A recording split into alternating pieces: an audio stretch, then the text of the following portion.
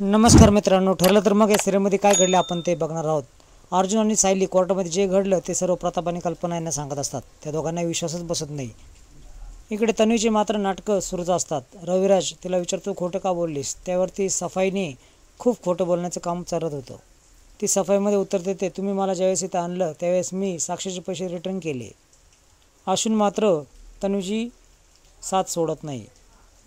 खरं खोटं करण्यासाठी ती साक्षीला कॉल लावते, पण महिपत कॉल उचलतो। ही इकडून वरचेवर बोलतच असते, मी तुझ्याकडून जे पैसे घेतले तुझे परत दिले का नाही हे माझ्या वडिलांना सांग। त्याच्यावेळेस महिपत बोलतो की साक्षी बोलण्याच्या मनस्थितीत नाही आहे। महिपत पुढे बोलू लागतो आणि तिने सर्व सांगितलं आहे, मला पैसे परत दिले आहे याचं, असं बोलतो आणि फोन कट करतो। रविराज पुढे बोलू लागतो की 7-8 तिकीटं तुम्हाला साक्षीने कशी काढून दिली। हे ऐकल्यावर प्रतिमाला धक्काच बसतो।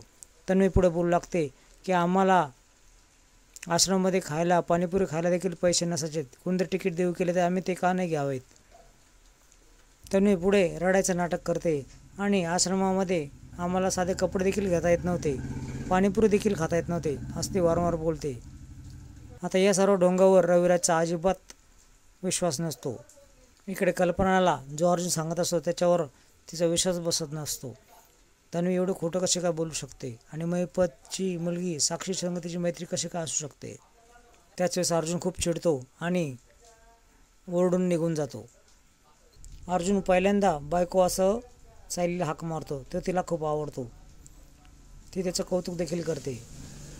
इकडे अश्विन खरं खोटं करण्यासाठी तुम्हाला जेवढा वेळ लागत असेल तेवढा वेळ घे, पण मी माझ्या बायकोची साथ नक्की देईल असं तो तन्वीला बोलतो। बाबा मी जाऊ का असं ती विचारते, त्यानंतर स्पष्टपणे रविराज निघ असा इथून बोलतो आणि तिला काढून देतो।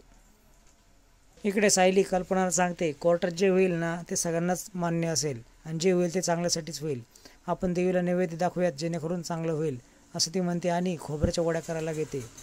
तर असे नवीन अपडेट्स बघण्यासाठी चॅनल सबस्क्राईब करा, बेल आयकॉन दाबा। व्हिडिओ पाहिल्याबद्दल धन्यवाद।